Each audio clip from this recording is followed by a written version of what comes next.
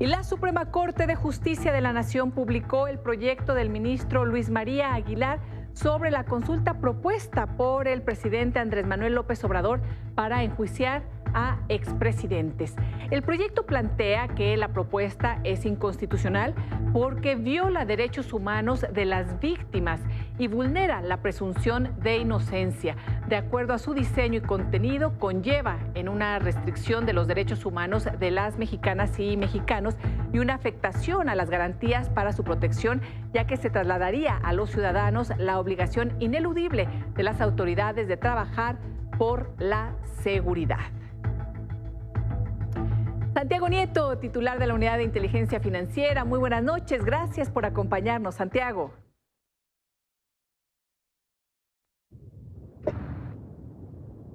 ¿Qué tal? Buenas noches, Elisa. Un saludo a ti y a tu auditorio. Qué gusto, Santiago. Oye, pues muchos temas el día de hoy. El tema de la consulta está ahí a todo lo que da, pero bueno, pensando que este es un tema más político que jurídico, porque bueno, la justicia se tiene que aplicar sí o sí. Por eso ahí el proyecto del ministro dice que vulnera los derechos humanos de las víctimas porque se ponen entre dichos si se tendría que enjuiciar o no. Pues si hay delitos, se tiene que enjuiciar sí o sí. Pero más allá de eso, yo digo que es un tema político y lo jurídico debe de seguir adelante y las investigaciones también, tanto de la Fiscalía como de los organismos del propio Ejecutivo Federal. Se están investigando a los expresidentes en la UIF, Santiago.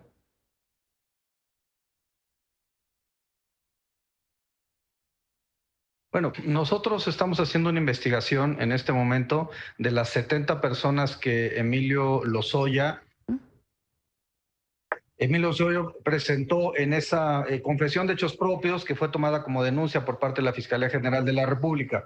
El presidente López Obrador ha señalado que nosotros tenemos que colaborar y entregar la información tanto a la Fiscalía General de la República o a la Secretaría de la Función Pública en su caso, cuando se trate de servidores públicos o de personas morales relacionadas con actos de corrupción en el Ejecutivo Federal. Entonces, pues nosotros evidentemente estamos pensando en que en los términos de la propia instrucción que yo tengo del presidente López Obrador de una política de cero tolerancia a la corrupción y a la impunidad, en entregar a las instancias competentes pues la información que sea pues, necesaria en términos de nuestro ejercicio competencial. También se ha planteado en algún contexto que es importante reflexionar que varios de los delitos por los cuales se podría imputar a los expresidentes ya se encuentran prescritos. Y en términos de pues, nuestro diseño constitucional, pues no sería posible pues, enjuiciar a varios de los expresidentes de la República, por lo que sí es importante en todo caso pues, tener una especie de revisión de los hechos que se fueron relacionados con actos de corrupción en los sexenios pasados. Pero bueno, yo creo que México tiene que seguir avanzando en esta materia. Cuando presentamos la Evaluación Nacional de Riesgo hace unos días, uno de los temas centrales o de las amenazas que tenemos detectadas respecto al sistema financiero y a la economía nacional por parte de actores que vulneran la ley a través de las operaciones con recursos de procedencia ilícita es precisamente o son precisamente los actos de corrupción. Por ello, creo que es importante que todos los asuntos sean denunciados ante la Fiscalía General de la República, ante las fiscalías locales, como lo hemos hecho en varias ocasiones. Pienso en particular en el caso de Chihuahua, con la Fiscalía de Chihuahua, que hemos trabajado el caso de César Duarte, y creo que podemos ir avanzando en otros casos para esclarecer los temas. Sí.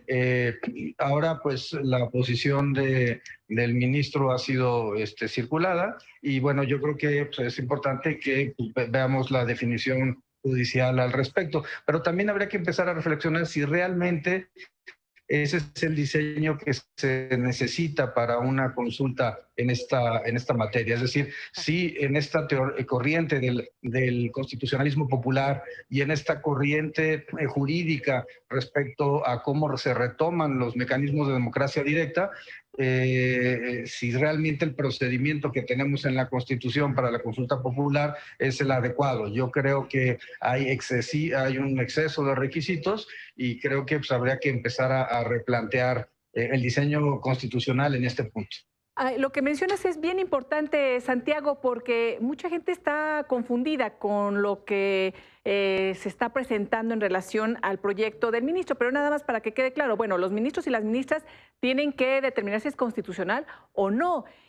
Por lo que se indica, todo parece indicarlo así, por lo menos los expertos en derecho, tú eres uno de ellos, así lo conocen y lo saben, viola la Constitución en distintos puntos, pero si se tuviera que cambiar este modelo, entonces primero se tiene que modificar precisamente desde el propio Congreso la Constitución, porque lo que creo que aquí sería muy delicado es condenar o señalar a los ministros y ministras por no decidir como quiere el presidente cuando están simplemente decidiendo lo que marca la propia ley y la Constitución, es decir, están actuando conforme a derecho. Entonces, en ese sentido, pues habría primero que modificar la propia Constitución para que entonces sí ya se puedan realizar este tipo de consultas, a lo mejor con requisitos menos complicados, como el número de firmas que se requieren, en fin, etcétera, etcétera, ¿verdad?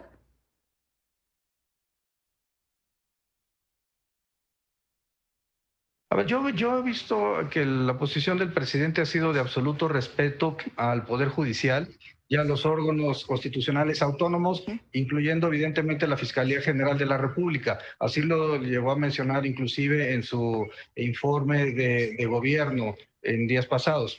Y creo que ese es uno de los temas centrales del diseño constitucional mexicano. Al final del día lo que tenemos es un diseño que privilegia la división de poderes y que pues hay posibilidad, por supuesto, que el Ejecutivo presente una iniciativa para que exista una consulta popular en ese sentido y la Corte tiene que validar las preguntas.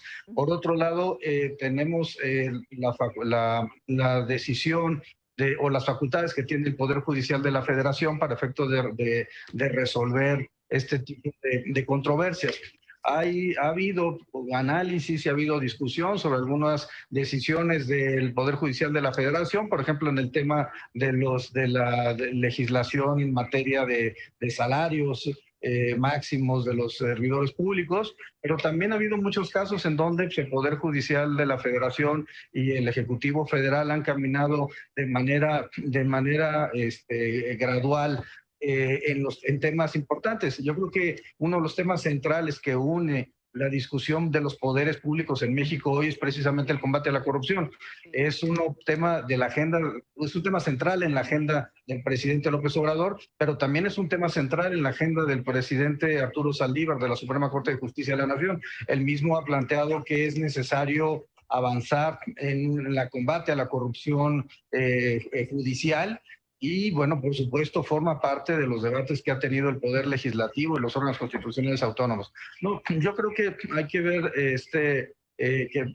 yo creo que es importante que haya estos debates de Corte Constitucional. Creo que es importante que se den. Y que esto no lo veíamos en el sexenio anterior, donde se veía una Suprema Corte bastante dócil hacia el Ejecutivo Federal. Entonces, creo que es importante que el modelo del diseño constitucional mexicano viva y vive precisamente a partir de este tipo de manifestaciones. Sí. Pero bueno, yo creo que el tema central y lo que nos debe unir a unos y a otros es el tema del combate a la corrupción, el combate a la impunidad, y por eso vuelvo al tema de la evaluación nacional de riesgo. Una de las vulnerabilidades más importantes que hemos encontrado en el sistema ha sido precisamente el hecho de que la impunidad sigue permaneciendo en varias áreas del Estado mexicano y que es claro que la posición de todas las áreas del Estado tiene que ser cómo reducimos esos márgenes de impunidad. Sí. Se puede combatir la corrupción a partir de las denuncias, de la visibilización pública, de la presencia de medios de comunicación, de académicos, discutiendo los casos de corrupción. Como pretendía o decía este filósofo italiano Norberto Bobbio, ¿no? Sí. La democracia es el ejercicio del poder público en público. Y creo que por ahí yo lo plantearía como el tema central de esta discusión. Pero si para combatir la impunidad es necesario que las personas que son mencionadas como responsables, que son imputadas en términos penales, que sean señaladas por responsabilidades administrativas, lleguen ante los tribunales y que los tribunales resuelvan lo que conforme a derecho corresponda. Sí. Y esta creo que es la parte central. ¿Cómo pasar de un sistema imperfecto como el Sistema Nacional Anticorrupción por los temas ausentes en la conformación del sistema, como la parte fiscal o la parte financiera, y de una política de simulación a una política de efectivo combate a la corrupción y a la impunidad a partir de la mejora de los diseños institucionales de las instancias mexicanas? A ver, has planteado también en esta conversación dos temas que quiero retomar, Santiago. Uno es el tema de la prescripción de delitos, porque ¿qué sucede cuando las propias instituciones encargadas de investigar, como era en su caso la PGR, por ejemplo, que dependía del propio Ejecutivo Federal, pues frenó y tapó investigaciones al propio Ejecutivo Federal? Es decir, a quienes ahorita están siendo señalados por un miembro que fue del Ejecutivo Federal, como Emilio Lozoya, o un organismo de Pemex, un organismo dependiente también del propio Ejecutivo, que lo nombraba el Ejecutivo, y pues bueno, no se investigó nada porque están siendo señalados ahora, pero el encargado para investigarlos era su subalterno. En este caso, bueno, Murillo Karam, por ejemplo. Es decir, hubo ahí muchas irregularidades. ¿Qué sucede en esos casos? Prescriben, pero están ahí.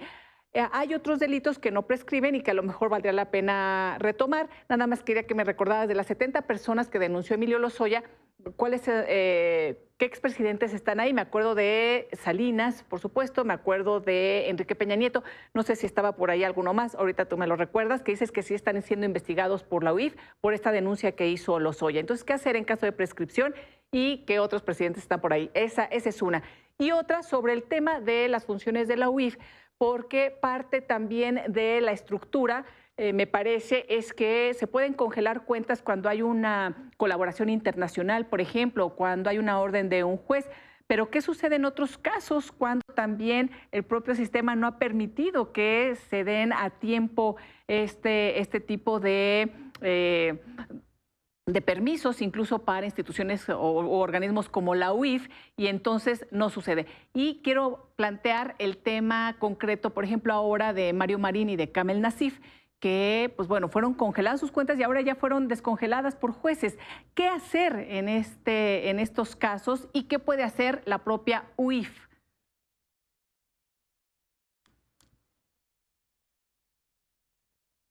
Sí, a ver, yo del primer tema, que a mí me parece central, el tema de la prescripción, esto depende de cada tipo penal. En el caso específico del lavado de dinero, que es lo que le corresponde a la Unidad de Inteligencia Financiera, los delitos prescriben a los 10 años. Esto implicaría que se podrían revisar por lavado de dinero actos cometidos en los 2 últimos sexenios de Felipe Calderón, que está mencionado en la denuncia de Emilio Lozoya, y de Enrique Peña Nieto.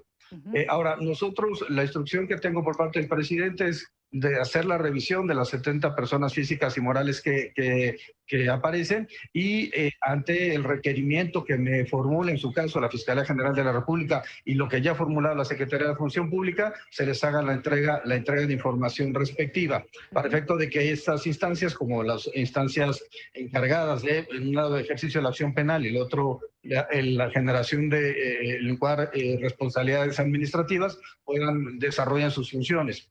Ahora, respecto al tema del bloqueo de cuentas, el Grupo de Acción Financiera Internacional ha aprobado 40 recomendaciones, de las cuales la 4 y la 38 son fundamentales para esto que tú estás planteando. Se obliga a los estados parte y a los estados en general, que México es estado parte de Gafi desde el año 2000, somos uno de los 3 países latinoamericanos que tenemos acceso a este espacio internacional de análisis de temas de lavado de dinero y financiamiento al terrorismo, junto con Brasil y Argentina. Por eso es tan relevante nuestro papel ahí. Y lo que dicen las recomendaciones 34 y 38 de Gafi es que tiene que haber medidas de decomiso, de congelamiento de cuentas, que sean eficaces, que sean rápidos, para efecto de evitar que los recursos de procedencia ilícita se introduzcan en el sistema financiero. Hemos hablado tú y yo en otras ocasiones, y esto ha sido un análisis público en medios de comunicación, en la academia, respecto a el cambio de criterio de Medina Mora, que en 2016 pensaba que todo el proceso de diseño constitucional y legal en materia de bloqueo de cuentas era constitucional, y después en 2018, cambiando el gobierno, 2019, genera esta jurisprudencia que va en contra de los estándares internacionales y que finalmente puede meternos como país en un problema al momento de que se plantee la recalificación con Gafi. Pero, y esto puede tener impacto en el ámbito económico, en el ámbito financiero, y esa es la gravedad del discurso de Medina Mora. Pero más allá de ello, en los temas jurídicos no declaran inconstitucional el artículo, hacen una interpretación conforme y señalan que en caso de un congelamiento de cuentas, el juez de distrito tiene que ponderar entre la apariencia del buen derecho de la persona que se le congeló la cuenta y la estabilidad del sistema financiero para evitar que haya recursos ilícitos. En ese marco, después vino una nueva jurisprudencia en donde se dijo que si había una solicitud de carácter internacional fundamentada en tratados internacionales o en acuerdos bilaterales, entonces el juez de distrito podría no otorgar la suspensión provisional.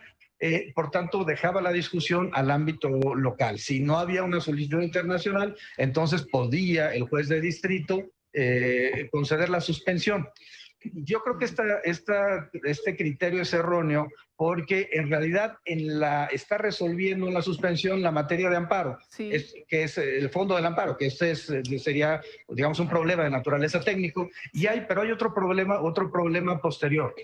Y esto es lo que nos llevó al caso de Kamel Nacif, entre otros casos en los cuales se han concedido suspensiones a gente prófuga de la justicia, que se encuentra además perseguida por delitos como tortura, como trata y trata de personas, y que a pesar de ello ha habido jueces de distrito que han señalado que como el oficio del FBI o de la DEA dice solamente que solicitan información o que se valore la pertinencia de poder congelar las cuentas y no dice de manera expresa el congelamiento de cuentas, entonces terminan otorgándole la suspensión. Casualmente otorgan la suspensión en los casos políticamente relevantes vinculados con el sexenio pasado o en temas relacionados con casos de trata de personas particularmente graves, como el asunto de Kamel Nacif. Pero, ¿qué es lo que estamos haciendo nosotros? Presentando recursos de revisión, presentando incidentes de modificación de la suspensión, y nuestro objetivo es poder llegar a que la Suprema Corte de Justicia, la segunda sala, pueda revisar esta tesis que está generando que gente con órdenes de aprehensión libradas, personas con casos social y políticamente relevantes puedan disponer de los recursos que habían sido congelados en virtud de investigaciones de la Unidad de Inteligencia Financiera, e inclusive ante solicitudes internacionales. Oye, vamos a presentar queja contra estos jueces ante el Consejo de la Judicatura Federal. Hemos presentado los recursos de revisión. Perfecto, entonces está la queja contra los jueces y el recurso de revisión, que sería importantísimo para que la propia Suprema Corte evalúe este criterio de Medina Mora, que se ha utilizado de esa manera. Oye, por cierto, ¿Eduardo Medina Mora está siendo investigado o no, Santiago? ¿Se ha investigado?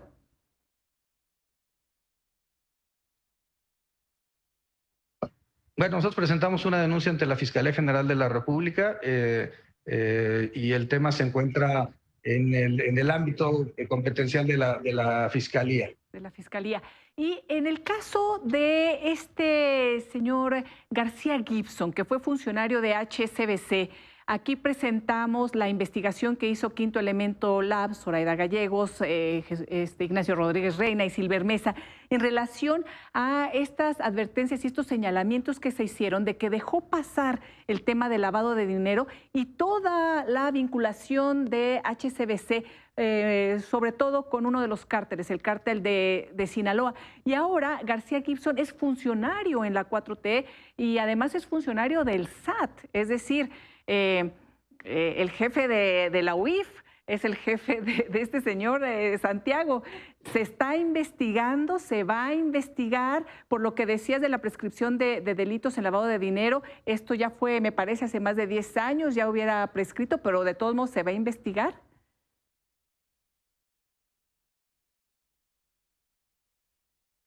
Sí, a ver, es un tema importante. Primero, aclarar que el SAT y la UIF, si bien son áreas que se encuentran sectorizadas en la Secretaría de Hacienda y Crédito Público, son áreas que trabajamos con independencia. Era que mucha coordinación con Raquel Buenrostro, pero estamos, digamos, pero no hay una subordinación de un área a otra, ¿no?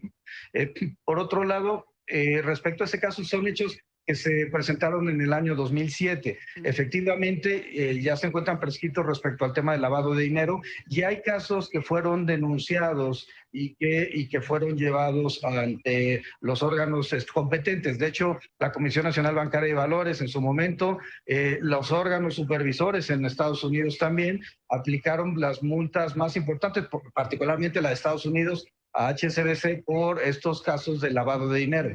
Sí, recordamos que el 35% de las operaciones de lavado de dinero de HSBC estaban relacionados con el caso mexicano, pero en lo que estamos nosotros trabajando en este momento en la Unidad de Inteligencia Financiera es revisar los hechos en la época y viendo qué parte se encuentra ya prescrita. Insisto que la prescripción opera en ante dinero en 10 años. Y por otro lado, ver qué fue lo que ya fue sancionado, qué fue lo que ya fue llevado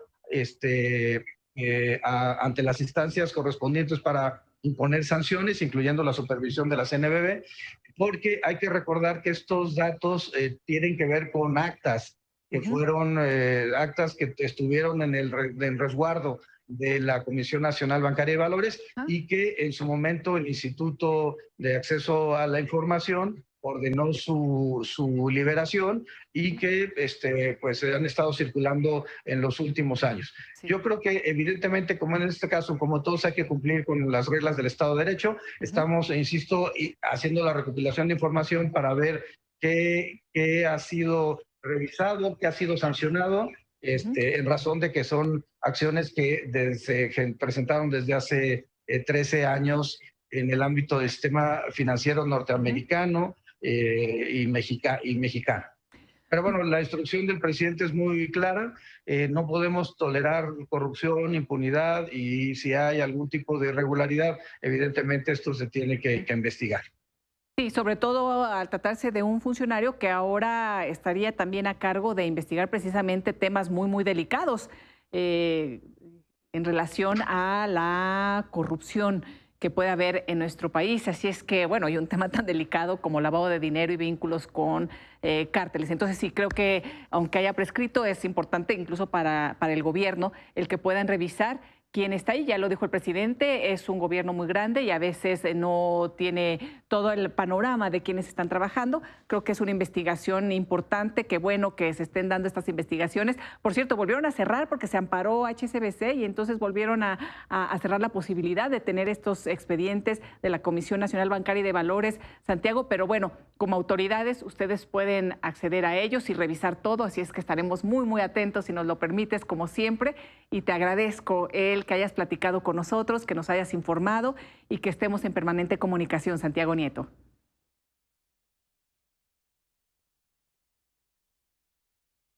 Pues muchas gracias, Elisa. Como siempre, muy contento de platicar contigo y a la próxima vez que me invites. Estamos al habla. Muchísimas gracias, Santiago. Buenas noches.